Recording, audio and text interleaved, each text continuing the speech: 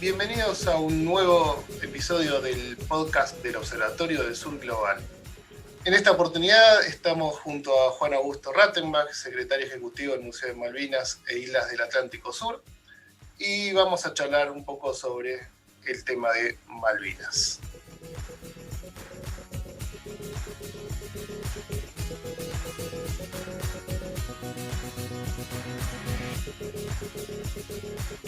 ¿Qué tal, Juan Augusto? ¿Cómo estás? ¿Qué tal, Seba? ¿Cómo andás? Te mando un saludo a vos, a todos los compañeros del observatorio y por supuesto a quienes nos están escuchando. A 39 años de la recuperación de las islas, ¿no? Es básicamente la excusa para hablar de este tema que, como sabemos, va más allá de la guerra misma. Pero en este gran tema de la ocupación de las Islas Malvinas, ¿qué lugar te parece que tiene la guerra del 82? Bien, por empezar, un par de definiciones, digamos, ¿no? Los acontecimientos del 82, el nombre técnico es Conflicto del Atlántico Sur, pero popularmente se conoce como Guerra de Malvinas.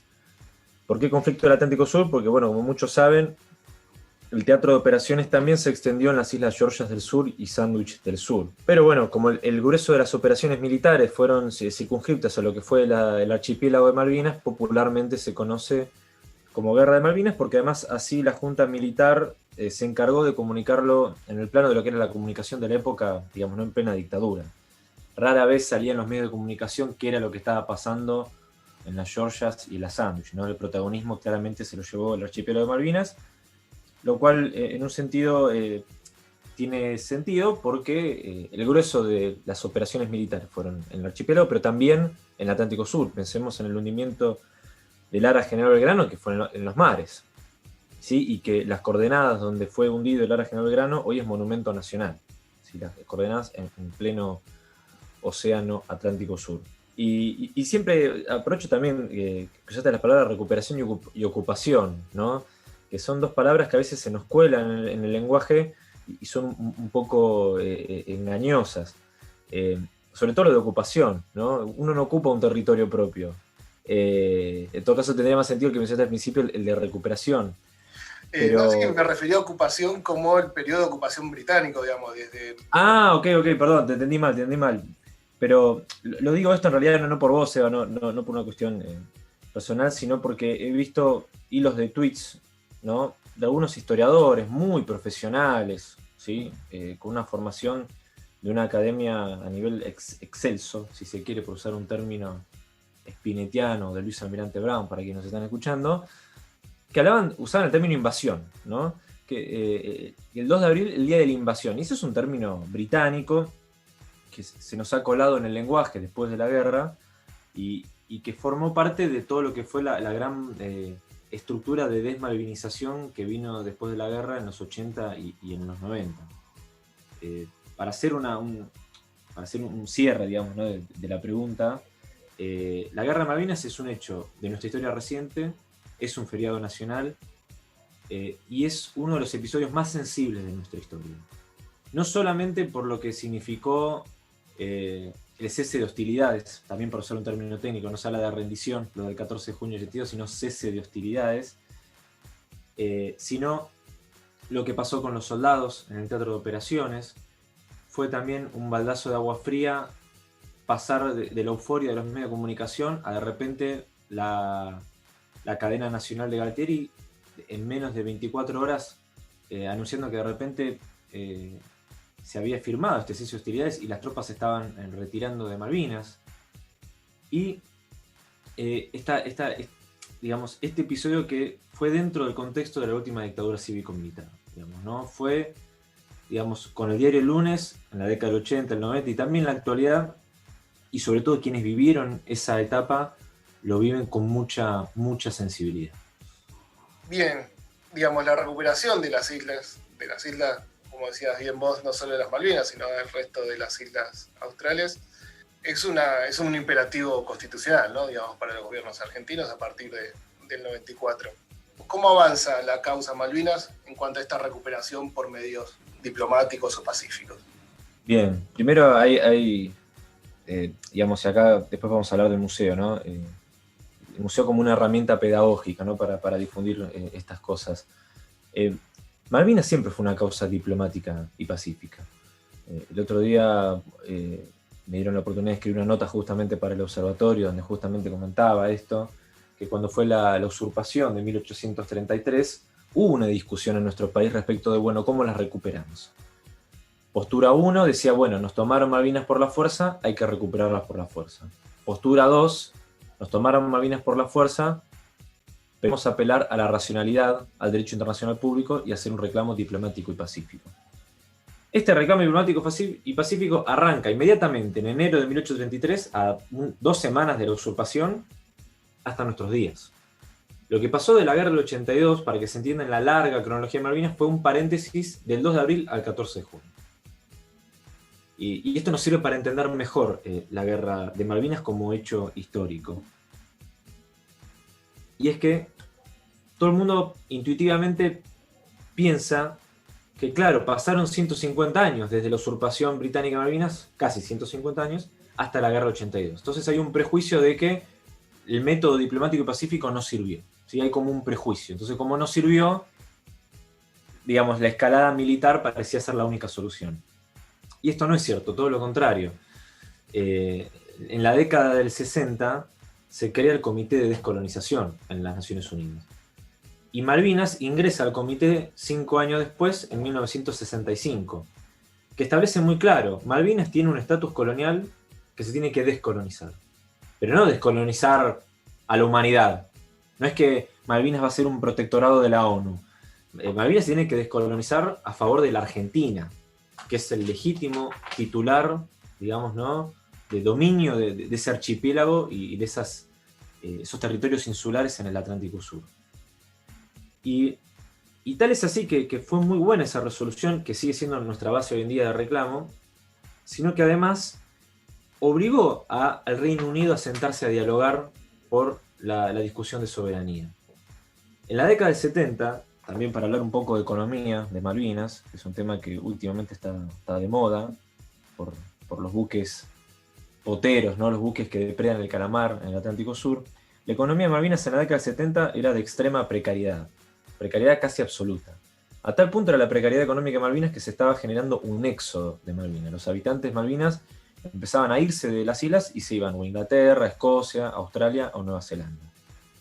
¿Quién empezó a acudir ante esta situación económica tan frágil?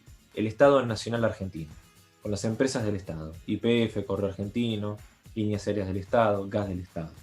Entonces el Estado argentino hizo una inversión de capital en las islas, donde generó puestos de trabajo a los habitantes de Malvinas y les mejoró significativamente su calidad de vida. Tal fue este intercambio entre las islas y el continente, sí, porque Argentina es una sola, que en el año 74 la Cancillería Británica, el Foreign Office, nos manda una carta haciéndonos una propuesta de administración conjunta, ¿sí?, en la época de Perón, donde iban a flamear las dos banderas. La bandera argentina ya flameaba en el aeródromo, ¿sí? Dicho ese de paso, el aeropuerto lo construimos nosotros. Que flamearan las dos banderas, los habitantes tuvieran la doble nacionalidad, y a tal punto era el peso político de Argentina en ese entonces, era el tercer gobierno de Perón, que la contrapropuesta nuestra incluía la circulación de moneda, peso argentino, moneda nacional. Imagínense hoy en día cuando hablamos de inflación y hablamos, digamos, de lo que es la moneda argentina. Imagínense cómo era la Argentina tan distinta en ese entonces, en 1974, que no era algo descabellado que los pesos argentinos circularan en Malvinas a la par de la libra esterlina, ¿no? Algo que hoy nos parece, por cómo está nuestra moneda nacional, de ciencia ficción. Entonces, la diplomacia dio sus frutos. Y la guerra echó a perder todo ese esfuerzo de 149 años. No solo los británicos se niegan a dialogar, las últimas rondas de negociaciones fueron en febrero del 82. Aclaro, 2 meses antes de la guerra. Después de la guerra, los británicos nunca más se sentaron a dialogar, y no solamente eso, sino que además ocuparon 200 millas náuticas de espacios marítimos alrededor de cada isla. Antes de la guerra ocupaban las islas y 12 millas náuticas. Es decir, después de la guerra hubo una segunda usurpación británica. No sobre solamente las islas, sino sobre todo el Atlántico Sur.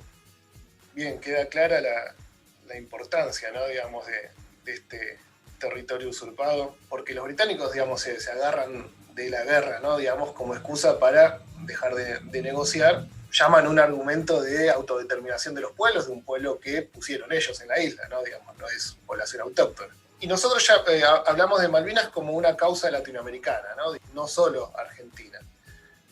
Para contarle, digamos, a los compañeros de la región que escuchan el podcast, ¿por qué hablamos de una causa latinoamericana cuando hablamos de Malvinas?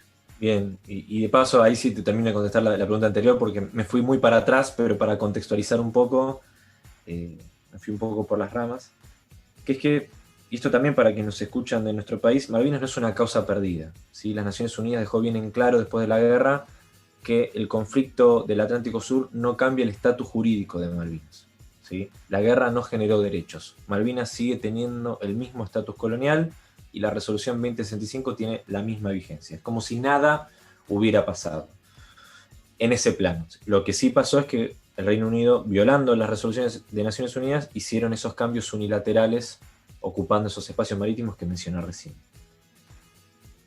A partir del año 2003, bueno, asume Néstor Kirchner, después continuado por Cristina Fernández de Kirchner. Era de alguna manera un intento de darle prioridad nuevamente a Malvinas y romper con esa mala racha de desmalvinización de la década del 80 y la década del 90. Frente a un Reino Unido que no se sienta a dialogar, la Cancillería Argentina empezó a aglomerar voluntades de distintos países del mundo, pero empezando ¿por dónde? Por la región. Y ahí es cuando, en estos últimos, es un fenómeno nuevo, esto que vos estás mencionando. Sí, hubo solidaridades a nivel continental desde el vamos, de 1833. Pero eran solidaridades bilaterales o desincronizadas en cuanto a la intensidad del reclamo a nivel regional. Lo que se logró de forma inédita en nuestra historia, y a partir del 2003, es que Malvinas verdaderamente pasó a ser una causa regional y latinoamericana, pero de forma sincronizada. Porque si bien estaba la declaración de Mercosur de 1996, Mercosur en ese entonces, década del 90, aglomeraba obviamente Argentina, Uruguay, Brasil, Paraguay, se sumó la adhesión de Bolivia y Chile, y ya está. Teníamos el histórico apoyo de Perú, pero era bilateral, me explico, no estaba encuadrado dentro de una integración multilateral. Sobre todo partiendo de la base que la OEA siempre estaba a la neutralidad de Canadá y Estados Unidos, entonces no había unanimidad en términos conceptuales de Malvinas. Cuando asume Néstor Kirchner, cuando se asume Lula en Brasil, Tabaré Vázquez en Uruguay, se empieza de alguna manera a darle a Mercosur otro rol, porque parecía que en la década del 90 el Mercosur era la previa al ALCA, ¿no? Hacemos el NAFTA en el norte, hacemos el Mercosur en el sur y vamos sembrando y roturando el terreno para luego firmar el ALCA en 2005. Y al final Mercosur terminó siendo el instrumento anti-ALCA, algo impensado de la década del 90. Pero volviendo un poco al eje, se crean otros organismos de integración multilateral como la UNASUR, que ahí sí aglomera a todos los países del continente que no son parte del Mercosur. Ahí se suma Perú, Ecuador, de forma más explícita Chile, Colombia. Entonces, a partir de ahí Malvinas se transformó con la proyección también en ALBA, CELAC, ¿no? Ya estoy yendo un poco más al norte, más en dirección a México, en una causa latinoamericana, pero el inédito es la sincronía. Todos los países de América Latina estaban sincronizados en la consigna de que las Malvinas son argentinas. No hay discusión, hay unanimidad conceptual. Y el auge de todo esto nace en Tierra del Fuego, que es la provincia de Tierra del Fuego, Antártida, Isla Atlántico Sur, la provincia de Malvinas, que aprobaron una ley que se llama Ley Gaucho Rivero, ¿no? Que es una ley que prohíbe el amarre y la asistencia a todos buques que tengan bandera isleña, británica o extranjera, que estuvieron en Malvinas y que intenten acercarse a los puertos, no sé, el puerto Ushuaia, por ejemplo, ¿sí? Entonces estaba prohibido el amarre y asistencia a todo buque que estuvo de forma ilegal en Malvinas, porque la autoridad es la provincia. Se generaron leyes de forma solidarias con todas las provincias argentinas que tienen acceso al mar, al Atlántico, Chubut, Río Negro, Buenos Aires, y después eso se escaló a nivel nacional. Y como si fuera poco, se escaló a nivel regional. Por lo tanto, América del Sur inició algo, sí, inédito, un bloqueo económico a Malvinas. Imaginémonos que antes del 2010, el gobierno de facto, porque es un gobierno de facto, el de Malvinas, impuesto por la corona británica, tenía relaciones no políticas y diplomáticas, pero sí comerciales. Por ahí con Uruguay, por ahí con Brasil, por ahí con Chile. Y a partir de ese momento se generó un bloqueo económico. Imagínense que los habitantes de Malvinas, las manzanas que comían, las bananas que comían, sobre todo las bananas, porque eso salió en los medios de comunicación, venían de Brasil, de Ecuador. A partir del año 2011, 2012, empezaron a importar bananas de Australia, de Nueva Zelanda, por ahí frutas de Sudáfrica, productos primarios, pero como una forma de no consentir el colonialismo británico en el Atlántico Sur. Y para resumir un poco de la actualidad más reciente, cuando hablamos de que Malvinas es una causa latinoamericana, no es una mera retórica bolivariana o sanmartiniana. No es algo que compete a un Correa, por ejemplo, y un Lenín Moreno se desentiende. Ni un Bolsonaro se puede desentender de esto. Y acá viene con otra cuestión que no es de la economía, sino que tiene que ver con la defensa y la seguridad de la región. La presencia británica en el Atlántico Sur compromete la seguridad de todo el continente, no importa quién gobierne. Se filtró hace poco, hace un rato ya, que Dilma Rousseff fue espiada previo al golpe de Estado en Brasil por un centro de espionaje estadounidense en la isla Ascensión. La isla Ascensión, que es parte, hoy es un territorio británico de ultramar, y que fue a su vez el centro logístico militar de la guerra del año 82. Los británicos ganaron en el terreno militar gracias al abastecimiento de la isla Ascensión con apoyo militar estadounidense. ¿Sí? Previo al golpe de Estado de Dilma, hubo espionaje desde esa isla. Y hace poco, esto sí, noticias del 2021, el canciller de Bolivia intimó al embajador británico a que dé explicaciones por noticias que salieron en medios de comunicación británicos del nivel de injerencia y de complicidad de la embajada británica en el golpe de Estado de Bolivia a Evo Morales en noviembre de 2019. ¿Sí? Entonces, hay una especie de mito internacional de que a partir de la conferencia de Yalta entramos en una hegemonía estadounidense indiscutida, y de la mano de la hegemonía estadounidense indiscutida, el ocaso del Imperio Británico. Lamento informar a quienes nos están escuchando que el Imperio Británico no dejó de existir. Lo poco que tiene lo sigue utilizando. Por supuesto, estamos lejos de la época de la Reina Victoria, pero la presencia británica en el Atlántico Sur compromete la seguridad y la democracia de la región. No importa quién gobierne. Por eso, Malvinas es una causa latinoamericana. Y si me permitís, te cuento una anécdota para ver este nivel de unanimidad. Al Museo de Malvinas en 2019, antes de las elecciones y el cambio de Macri a Alberto Fernández, nos vino a visitar un agregado militar, ¿sí?, de un país, vamos a decirlo, de un país vecino, cuyo color político era, digámosle, antipopular, ¿sí?, ¿no? Y él, como agregado militar, estaba de acuerdo con la ideología no popular del gobierno de ese país, ¿sí? Lo digo en estos términos por cierta cautela, ¿no? Vino al Museo de Malvinas, vio el mapa bicontinental argentino, y cuando uno ve el mapa bicontinental argentino, ve la Antártida. Y yo le pregunté a este agregado militar: ¿la base militar británica en Malvinas tiene la capacidad de bombardear y que los misiles alcancen a tu país?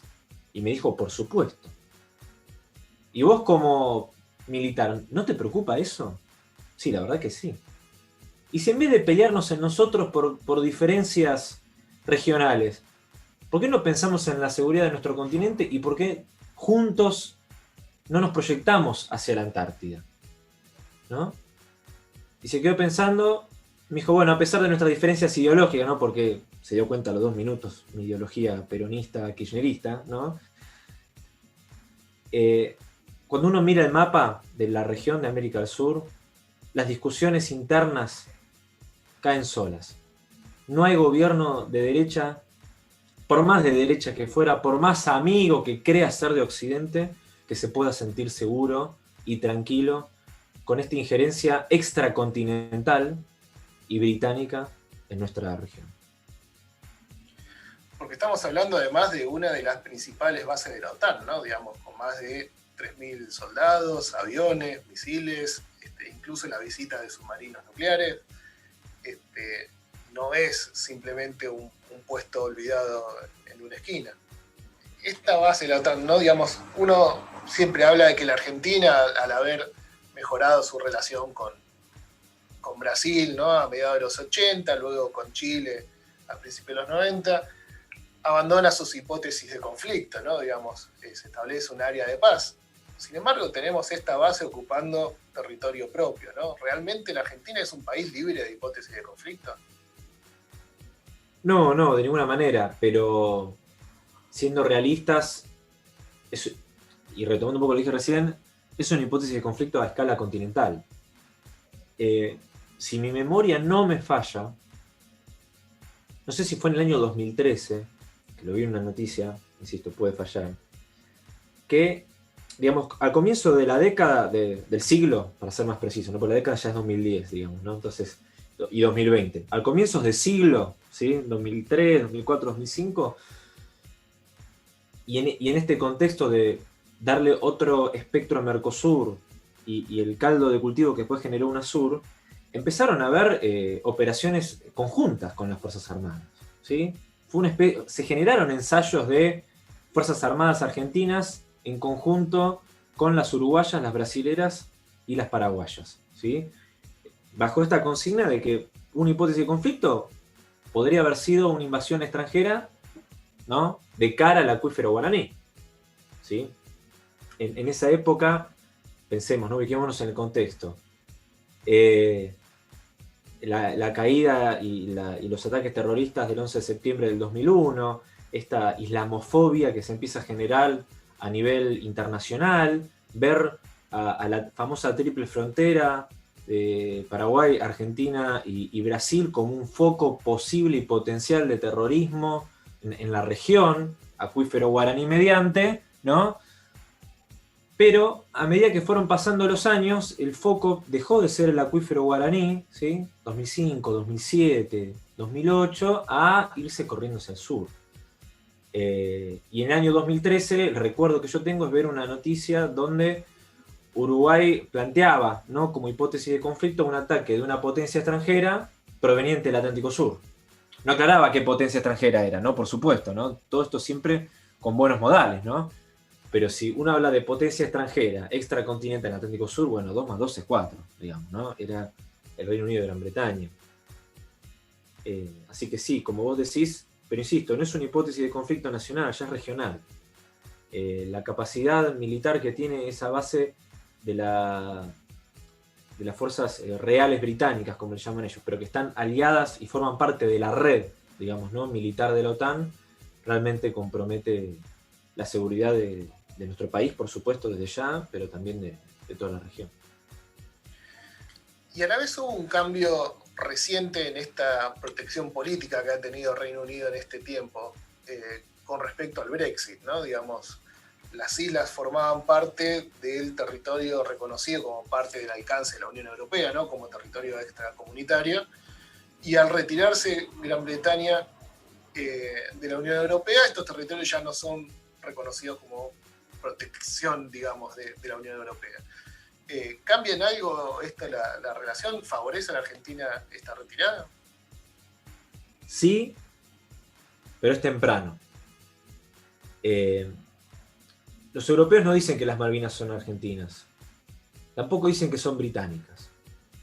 Cuando fue lo del ingreso a la Unión Europea es como que reconocían la administración, no la soberanía, ¿no? La administración británica en las islas, y como bien vos mencionabas, el ingreso de Gran Bretaña a la Unión Europea implicaba que los territorios británicos de ultramar estaban alcanzados o incluidos o contenidos en lo que eran estos acuerdos de libre comercio de poder ingresar al mercado europeo sin el pago de aranceles aduaneros, ¿sí? Claro, cuando se inicia el Brexit, como por parte del referéndum del 2016, de abril de 2016, los británicos inmediatamente se empezaron a desesperar. El único territorio británico de ultramar que votó, por una cuestión de geográfica, fue Gibraltar, porque Gibraltar geográficamente es parte de Europa, pero ninguno de los territorios británicos de ultramar por fuera de Gibraltar podían votar si se quedaban o no en la Unión Europea. Los habitantes de Malvinas no votaron eso. Sí, ahí ya hay un freno de la Unión Europea que dice, bueno, esto no es Europa, digamos, ¿no? No pudieron votar. Y de hecho, si hubieran votado, las encuestas de los diarios de Malvinas decían que la mayoría se querían quedar, claro, porque la economía dependía del mercado europeo. Digamos, ¿no? Economía es oferta y demanda. Yo puedo ofrecer los calamares que, valga la ironía, se llaman Ilex argentinos, ¿no? El nombre científico dice claramente que ese calamar es argentino. Si uno ve, esto lo cuento también de forma anecdótica, cuando uno analiza los reportes económicos de pesca del gobierno de facto británico en Malvinas, al principio le ponía el nombre completo al Ilex, ¿sí? Al calamar. Después cuando se avivaron, que decía argentino, ¿no? El nombre lo tuvieron que sacar, ¿no? A fines de los 90, comienzo del 2000. Ahora le dicen Ilex, ¿no? Pero bueno, uno puede ofrecer Ilex, uno puede ofrecer calamar sudatlántico, supongamos, pero si no hay demanda, que serían los europeos, digamos, se cae, ¿sí? Es oferta y demanda. Claro, entonces cuando inmediatamente que sale Gran Bretaña de la Unión Europea, ya sonaron las alarmas en Malvinas, inmediatamente. Y eso explica también el famoso acuerdo Forador-Duncan del martes 13 de septiembre de 2016. Primero vino el Brexit, después vino el acuerdo Forador-Duncan. ¿Qué era lo que estaban pidiendo los británicos? Atento el Brexit. Si el mercado europeo se podía cerrar, era la hipótesis de 2016. ¿Y qué pasa si el mercado europeo se cierra? Toda la economía de Malvinas se derrumba, que aclaro, es economía de Malvinas posguerra. ¿Sí? Los recursos ictícolas e hidrocarburíferos de Malvinas es una consecuencia de la guerra de Malvinas, ¿sí? Por esta ocupación en los mares, ¿sí? Para también entender cómo la guerra terminó siendo, en términos de hechos políticos y económicos, funcional a los intereses británicos, ¿sí? Cierra también más las actitudes de la Junta Militar de ese entonces, ¿no? Pero bueno, después si querés hablamos de la guerra en sí.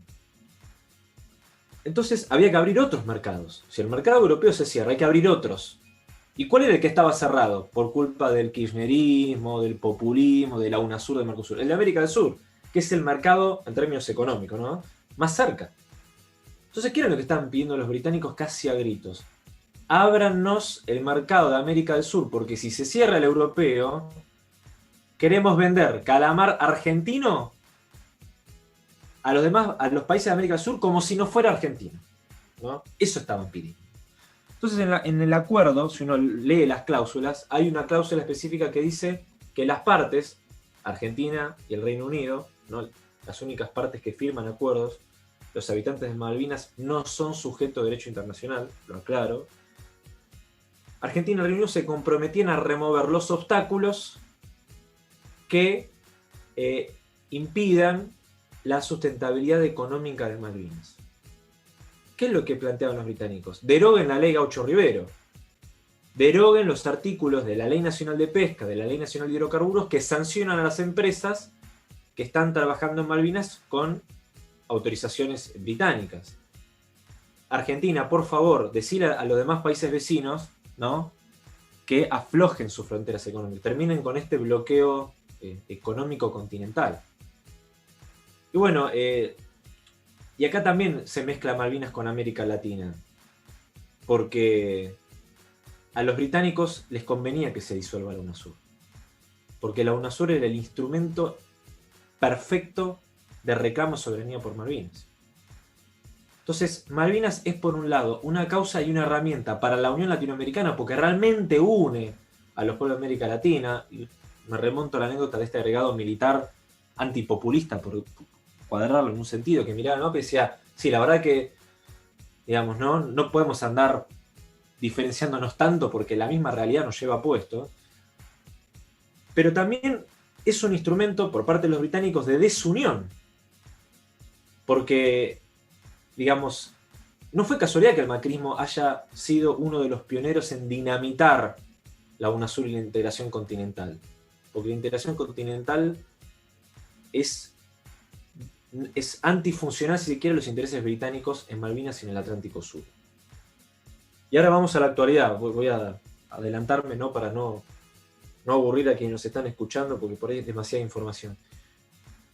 Hubo idas y vueltas con el acuerdo de la salida del Reino Unido. Ni más ni menos que Cameron renunció por el resultado del referéndum y Theresa May renunció también por no poder llegar a un acuerdo. Y cuando se celebra el acuerdo, los territorios británicos de ultramar quedaron afuera. Ya por de pronto, la Unión Europea reconoció a Gibraltar como una colonia británica. ¿Sí? Ya ahí tirándole un guiño a España. Gibraltar no es Europa, es una colonia británica. ¿Sí? Y después quedaron afuera todos los territorios británicos de ultramar, incluido Malvinas. Y se está evaluando cuáles van a ser los aranceles futuros que le van a aplicar a la pesca de Malvinas. ¿Sí? Ya si se aplican los aranceles promedio de la OMC, de la Organización Mundial de Comercio, que ronda entre el 9 y el 18%, la economía de Malvinas se derrumba inexorablemente. ¿Sí? Que además, dicho sea de paso, para quienes nos están escuchando, la economía de Malvinas es virreinal, es extractivista como era la minería potosina en tiempos de colonialismo español. ¿Sí? No invierten, no desarrollan nada, no cuidan el medio ambiente, es extractivista. Entonces, en Malvinas están muy preocupados y eso sí, obviamente, favorece a nuestra posición de reclamo de soberanía. Pero acá sí vienen los deberes nuestros. No vamos a recuperar Malvinas solos. La única forma de recuperar Malvinas es de forma integrada y mancomunada, y de paso hago una apropiación de un término británico a favor nuestro, de forma mancomunada con todos los países de la región. Y en ese trabajo, ¿no?, que tenemos que hacer todavía, está también la difusión, ¿no?, del tema de Malvinas y mantener esta llama viva en las próximas generaciones. ¿Qué función cumple el museo en eso? ¿Cómo lo está llevando adelante? Bien, viste la clave, ¿no? Ayer entrevisté al ministro de Cultura de la Nación en un ciclo de charlas que tiene el museo que se llama Soberanía y Memoria, que sale todos los viernes a las 18 horas. Y una de las preguntas que le hice, porque me pregunté lo mismo que vos, es cómo logramos esa trascendencia, ¿no? Porque todos sabemos que los veteranos de Malvinas, quienes fueron a pelear, fue un antes y un después en sus vidas y sienten Malvinas las 24 horas y no solamente el 2 de abril, ¿sí? Entonces, bueno, pero hoy nuestros veteranos están. Nosotros tenemos que hacer, como diría Perón en el exilio, un trasvasamiento generacional para que la causa Malvinas siga viva. Son nuestras generaciones, nuestras que tenemos, no sé, 40, 30, 20 años, 15 años, que se empiecen a malvinizar para continuar esta lucha.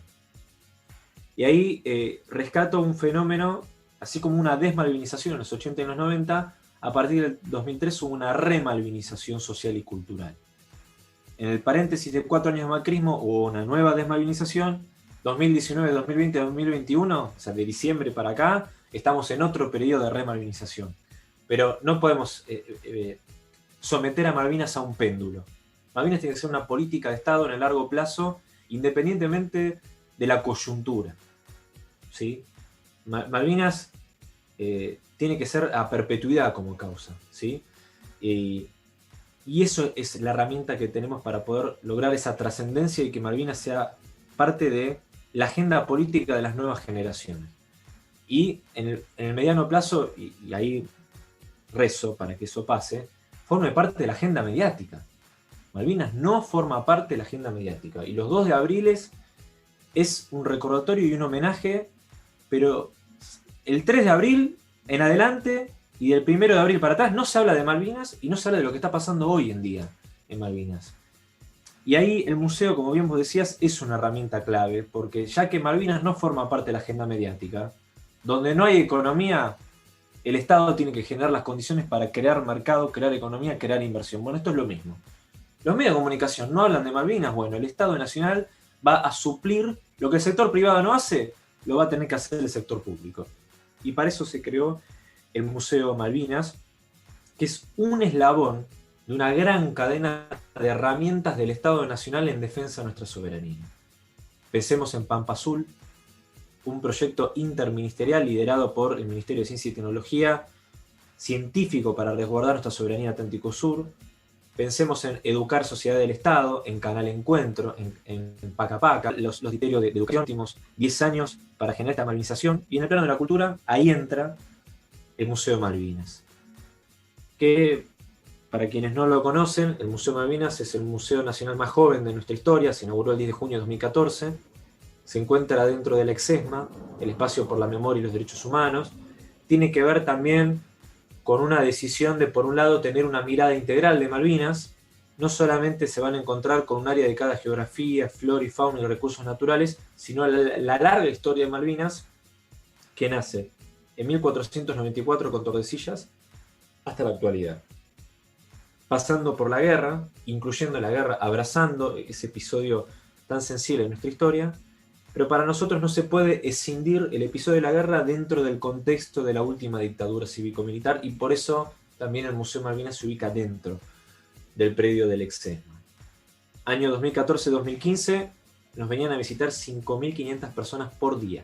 Nos venían a ver más gente a nosotros que a un shopping en liquidación, ¿sí? En verano. Y era toda gente del interior, ¿sí? Personas que nos venían a ver del interior, sobre todo de escuelas, ¿sí? Jóvenes, gente joven, adolescentes y niños y niñas. Claro, cuando vino el macrismo, la desmalvinización fue total. Claro, no podían cerrar el Museo Malvinas, porque cuando uno lo ve, es una obra faraónica, ¿sí? Casi peronismo de la década del 40, ¿no? Es un edificio que tiene 3 niveles dedicados exclusivamente a Malvinas, ¿no? Desde las obras del peronismo clásico, que no se veía una cosa así, lo mismo que el Centro Cultural Kirchner, ¿no? Estamos hablando de obras monumentales. Claro, no lo podían cerrar, pero ¿qué hicieron? Cortaron todos los viáticos del interior, entonces ya ahí el Museo Malvinas, en contra de su voluntad, se porteñizó, porque ¿quiénes podían ir al museo? Sobre todo pensemos en el contexto de ajuste económico. Las escuelas de Capital Federal y Gran Buenos Aires. Dejaron ir las escuelas públicas del interior, empezaron a ir más escuelas privadas, porque eran quienes podían acceder a pagar la excursión. Entonces empezó a venir menos gente de la mano de una desmalvinización del guión museológico. Y ahí tengo que destacar que quienes trabajamos en el museo, a través de nuestras organizaciones sindicales, resistimos a esta desmalvinización. Y ahora, en la nueva gestión, que asumió en febrero del 2020, con el director Edgardo Esteban, veterano de la Guerra de Malvinas, nos propusimos volver a esa masificación. Claro, y cuando nos ilusionamos con la nueva masificación, vino la pandemia. Pero nosotros, como sentimos Malvinas en nuestra sangre y en nuestro corazón, no íbamos a bajar los brazos a pesar de la pandemia. Y ayornándonos al siglo XXI, hicimos una gran apuesta de virtualidad, ¿sí? Y acá tiene que ver con algo de geopolítica, que bueno, acá con Sebastián compartimos una diplomatura en la Universidad de Avellaneda, donde hablamos de estos saberes geopolíticos, ¿no? Y de descolonizar el saber, que es que el ciberespacio es un espacio geopolítico también. ¿Hay guerras en el mundo? Sí, pero lo que antes se resolvía con pólvora, ahora se resuelve con la construcción de subjetividades y disputa de sentido. Por eso se habla de los medios de comunicación y se habla de las redes sociales. Por eso lo interpelan a Mark Zuckerberg en el Congreso de los Estados Unidos. Entonces, ya que el ciberespacio es también un territorio en disputa, el Museo Malvinas se desdobló en el año 2020. El museo físico, ya que estaba cerrado al público, para no perder el tiempo, se instalaron impresoras 3D para la fabricación de máscaras protectoras, para el personal de salud de la nación, para el personal de seguridad y también para el personal docente. En el ciberespacio, bueno, con todos los compañeros y compañeras del museo, todos los trabajadores del museo, nos pusimos la causa al hombro y hicimos una gran apuesta en redes sociales, en Instagram, en Facebook, también en Flickr, en Twitter. Y una de nuestras iniciativas fue lanzar este ciclo de charlas todos los viernes, ¿sí? Que no es menor, digamos, ¿no? Fueron 32 charlas a lo largo del año 2020, donde hacíamos una gran oferta virtual de Malvinas, ¿sí? Nos metimos en el ciberespacio. Y nuestros seguidores en nuestras redes subieron de forma exponencial, en todas nuestras redes sociales. tenemos más suscriptores de YouTube, más seguidores en Facebook, que se creía que era una red social muerta. Con la pandemia Facebook pareciera que el COVID lo inventó Zuckerberg, ¿no? Porque Facebook se remontó, se creía una red social muerta, ahora volvió a tener vigencia, y ni hablar Instagram, ¿no? Entonces, hoy en 2021, y dado que lamentablemente están subiendo los casos de coronavirus, la pandemia no se terminó, el museo se reabrió a partir de noviembre del año pasado, los días sábados y domingos de 14 a 18 horas, por supuesto con inscripción previa, se tiene que inscribir en el link de Compartir Cultura, obviamente con cupos limitados, con distanciamiento social. Van a ver cómo pusimos en valor la muestra museográfica. Ayer, ni más ni menos, inauguramos un nuevo mapa bicontinental diseñado por Copla, con la nueva demarcación del límite de la plataforma continental. Inauguramos un mural que representa el hundimiento del Ara General Belgrano, donado por la AMIA. Pero bueno, la virtualidad llegó para quedarse, y ayer nomás hicimos el relanzamiento de este ciclo de charlas, y vamos a seguir apostando en los dos espacios, el espacio físico y el ciberespacio. Y en esta proyección del museo hacia el ciberespacio, ¿planean algún tipo de debate con la contraparte británica? Digamos, ¿hay material del museo en inglés que pueda discutir este sentido con el otro lado? Bueno, por ahora desde el museo no. Eso es algo que nos han criticado mucho, porque no hay... la muestra no está en los dos idiomas. Pero ya que mencionabas esto, permitime contarte una anécdota. Para entender también el sentido del museo. Y cómo no es casualidad que el Ministerio de Cultura se haya creado en 2014 para entender lo que yo creo que se viene en el siglo XXI. La disputa de sentido. Cuando nosotros creamos el Museo Malvinas en junio de 2014, tuvimos en los primeros 3 meses una gran cantidad de visitantes angloparlantes, por usar un término neutro.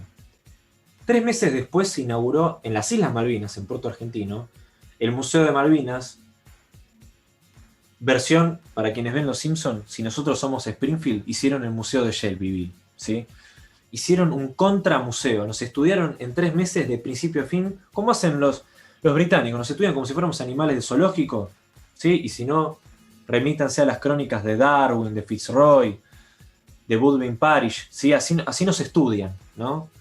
El colonialismo nos estudia a los americanos, ¿sí? Y a los africanos también, y a los asiáticos también. Nos estudiaron, hicieron un contramuseo. Y medios de comunicación locales, lo digo con mucha tristeza, lo de locales podría ser, entre comillas, ¿no? Hicieron un montón de notas criticando al museo, con esta chicana de que defender la soberanía es de kirchnerista, ¿no? El museo kirchnerista. Decían que el mapa bicontinental era kirchnerista, cuando se votó por unanimidad de todos los partidos políticos. En fin, el museo supuso una alarma para los británicos. Y cuando vieron que venían 5.500 personas por día, yo en mi fantasía en Puerto Argentino deben tener un dispositivo que se prende alarmas, tipo Brexit se prendió una alarma. Museo Malvinas con 5.500 personas por día, otra alarma, ¿no? Deben tener un tablero ahí con alarmas. ¿Y por qué? Porque los británicos, y ahí viene cómo opera la embajada británica, porque la embajada, ¿qué es una embajada? Para quienes se dedican a la política internacional. Las embajadas son unidades básicas de intereses políticos de los países que están ahí. Es una unidad básica. Mark Kent, el embajador británico en la Argentina, hizo la embajada una unidad básica donde hacía actividades territoriales, ¿no?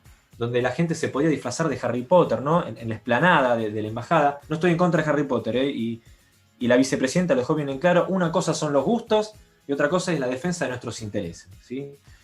Pero digo, no es que el embajador británico se quede en el escritorio tomando los whiskies, que además los muestra en Twitter. Opera políticamente, y opera políticamente con nuestros veteranos de guerra, que siempre los quiere invitar, quiere generar una imagen conciliadora como lo pasado pisado. ¿Pero por qué esto? ¿Cuál sería la forma de que los británicos se sientan tranquilos con Malvinas? Que no se hable de Malvinas. Pero sobre todo, ¿en dónde que no se hable de Malvinas? En la Argentina. ¿Por qué? Porque somos la parte interesada. Si se crea un museo de Malvinas y van 5.500 personas por día, estamos desde el Estado Nacional picando el interés y generando esta remalvinización. Y eso es lo que ellos no quieren, que no se hable de Malvinas. Porque como saben que están ahí de forma ilegal, es como quieren estar ahí en el lunfardo porteño de Querusa, ¿no? Que nadie se entere que están ahí. Y si hablamos de Malvinas, cuanto más hablamos de Malvinas, ahí tienen que dar explicaciones de por qué están ahí. Y cuando dan explicaciones, como están tan flojos de papeles, todos los países del mundo, China, Rusia, la Unión Africana, dicen, muchachos, las Malvinas son argentinas. Ahora volviendo a tu pregunta del ciberespacio. Nosotros recibimos ataques, ¿sí? En el marco del ciberespacio. Desde que nació el museo, ¿sí? Una vez se pusieron de acuerdo lo que hoy vulgarmente se llama como trolls, cuentas falsas, ¿sí? De las redes sociales, a calificar de forma negativa la página de Facebook del museo. Pero estas son operaciones en el ciberespacio de forma coordinada, que están organizados, vaya uno a saber por quién, me permito la duda. Y cada vez que subimos charlas, cada vez que subimos posteos, tenemos trolls británicos que critican todo lo que hacemos, ¿sí? Y se van creando cuentas nuevas. Recibimos ciberataques, no hay otro término. Pero acá viene lo interesante, que es un fenómeno que se está dando en el mundo. Y me río, sé que no me están viendo, pero estoy sonriendo mientras que lo estoy diciendo, que cada vez hay más personas que hablan castellano. A mí me causa ternura, de verdad lo digo, cuando estos ataques se hacen en castellano. Y hay un montón de isleños, o isleños, o trolls, o británicos, que empiezan a escribir en castellano. Algunos traducen en el traductor de Google, pero otros están aprendiendo castellano. Ellos mismos están preparando el terreno para la recuperación de soberanía. Pensemos también en Estados Unidos. El idioma castellano también está de moda. Cada vez son más los estados de Estados Unidos donde hablan castellano y ya no hablan más inglés. Entonces, en ese sentido, estamos tranquilos, ¿sí? Hace poco, 24 horas, salió una nota, no sé si en el diario Perfil, muy interesante, de apelar a la estrategia de convencer a los británicos, no a los isleños, a los británicos. Los británicos no saben de Malvinas, no es parte de la opinión pública. Y si se empiezan a hurgar y a leer un poco más, el ciudadano a pie que vive en Inglaterra, las quieren devolver. ¿Para qué van a querer tener problemas? Ellos podrán enojarse con nosotros por los goles de Maradona. Está bien, estamos todos de acuerdo, no hay problema. Está bien, si fue con la mano, si no fue con la mano. Pero los británicos cuando miran el mapa dicen, ¿nosotros ocupamos esto? No lo pueden entender. Ni los escoceses, ni los ingleses, ni los galeses. Entonces,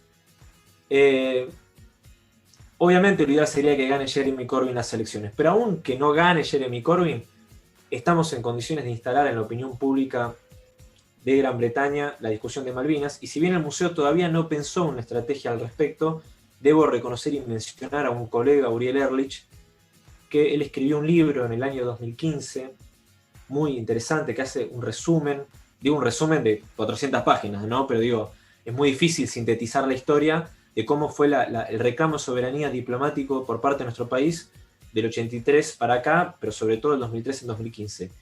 Y hace un par de días salió su edición traducida en inglés. Eso también es soberanía. Nosotros no estamos discutiendo el lenguaje. Nosotros lo que estamos discutiendo es soberanía, que es otra cosa. Y la traducción del libro de Uriel Ehrlich, búsquenlo en internet, así como la traducción del libro de Marcelo Cohen y Facundo Rodríguez, son herramientas para dar la discusión allá, en la verdadera Gran Bretaña. Sí, pues las Malvinas son argentinas, ¿no? En el Reino Unido, y de a poco, estamos avanzando en eso. Y por último te sumo que la Cancillería sí está tomando nota al respecto, más allá del museo. Las embajadas de nuestro país hasta el año 2015 creó comité de amistades para concientizar de la causa Malvinas a los argentinos que viven en el exterior. Esto es algo muy importante. Está bueno que los argentinos y las argentinas que viven por ahí en Alemania, en Francia, en Italia, mismo también en Inglaterra, sepan por qué las Malvinas son argentinas. Y ahí las embajadas hicieron un buen trabajo. No me explico por qué la Cancillería durante Malcorra y Forí dieron de baja esos programas. Algo que es insólito de pensar. Con mucho esfuerzo, el canciller Felipe Solá, el vicecanciller Pablo Tetamanti y por supuesto el embajador Filmus en calidad de secretario de Malvinas, Antártida e Islas del Atlántico Sur, están reimpulsando este proyecto. Yo creo que la recuperación es inevitable, porque como decía Perón, citando a Aristóteles, la única verdad es la realidad. Y las Malvinas son argentinas, son americanas, y por lo tanto es una cuestión de tiempo que pueda flamear nuevamente nuestra bandera argentina en nuestras Islas Malvinas. Muy bien, Juan, muchísimas gracias por este tiempo que nos dedicaste. Esperemos que así sea, ¿no? Que en algunos años las tengamos de vuelta como parte del territorio nacional. Bueno, gracias a vos, Eva, por la invitación. También aprovecho para mandar un saludo a Mariana Vázquez, que seguro que nos está escuchando, y bueno, por supuesto a toda la audiencia del Observatorio Sur Global. Así que bueno, de nuestra parte siempre vamos a estar acá presentes. Así que, bueno, como siempre decimos, recuperaremos Malvinas de la mano de América Latina. Así que muchas gracias por la invitación. Hasta luego.